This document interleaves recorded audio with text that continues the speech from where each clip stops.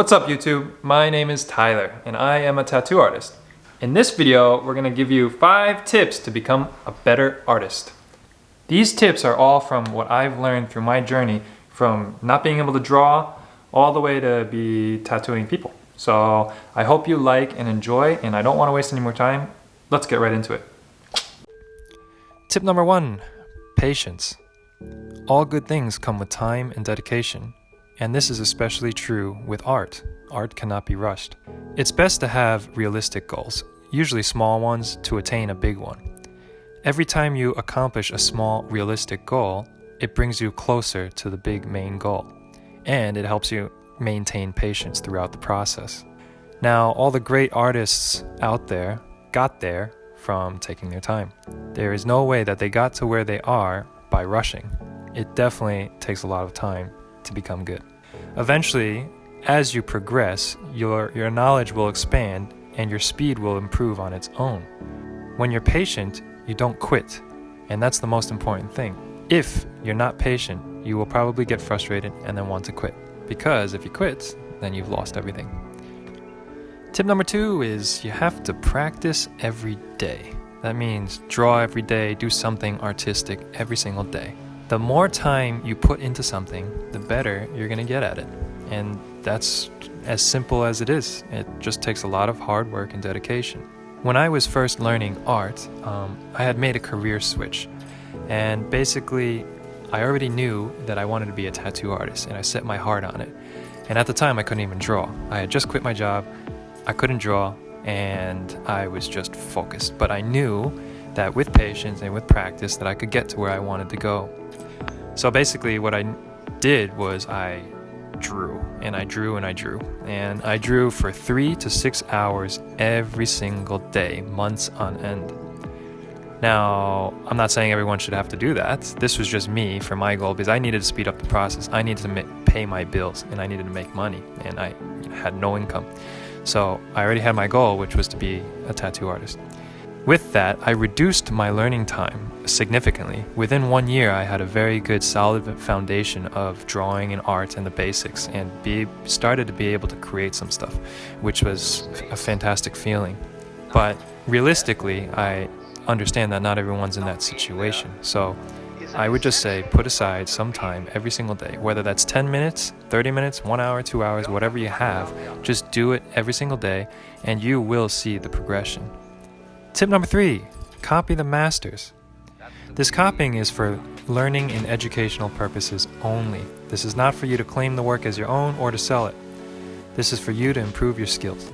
Now, when you actually do this, you should find an artwork that you like and copy it as best as possible to perfection. Try to make yours as close to the original as possible. And also, on top of this, you should try to copy multiple different types of masters in different fields, not just one. If you copy one, your style will pretty much mimic only that one person. It's best to try and expand as much as possible.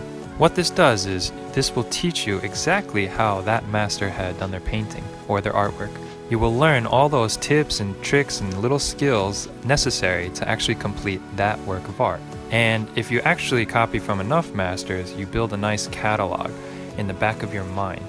So what happens is, subconsciously, you copy 20 different masters, for example, you will learn all those tips and tricks, and eventually it will morph into your own thing. So when you actually want to create your own artwork, you are pulling from this catalog subconsciously, and you will create something way more interesting and intriguing in your own artwork. When you actually start designing for a customer or for yourself, you have many more options to deal with to make something beautiful. If you don't copy any masters at all, you don't learn those skills and tips and tricks. This copying of masters actually has helped me a lot, helped speed up my process, and it has helped me develop my own style. So I fully suggest trying it. Tip number 4, draw from real life. Whether this be actual people, still life, scenery, etc., just draw from real life. You will learn a lot through this process. It will teach you how to make your subject matter more 3D, have more volume. If you're always drawing from a 2D photo, your art can look pretty flat.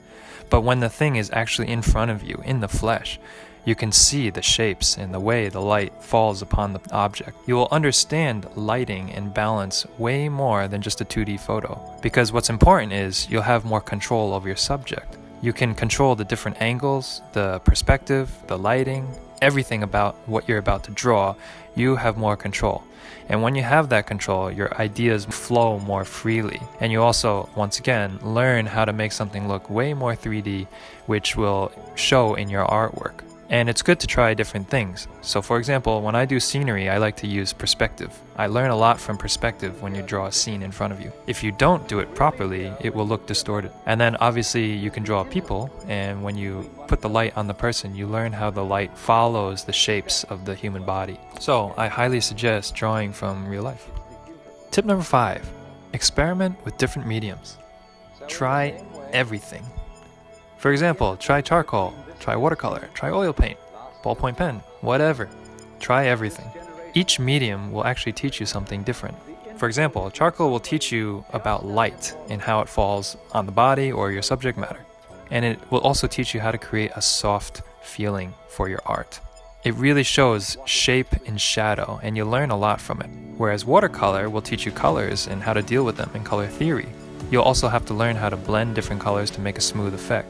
Now, when you do all of this, it will become a catalog in the back of your mind subconsciously, very similar to copying the masters.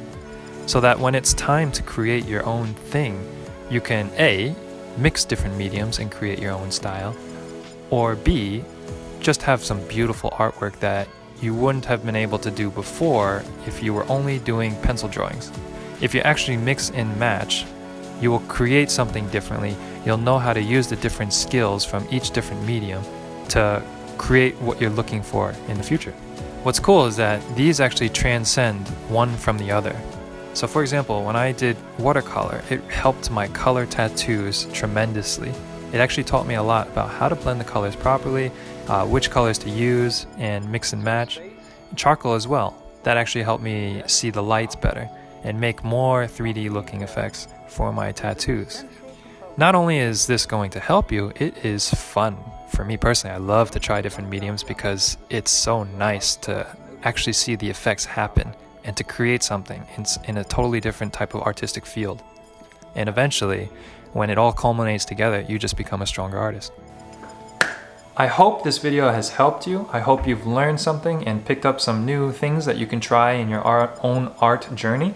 I highly suggest to try these tips and tricks, at least for a short time or a longer time, and I guarantee you will see results. Now, if you want, just leave some comments below and just let me know what you think, and also if it has helped you. I appreciate it, and I'll see you next time.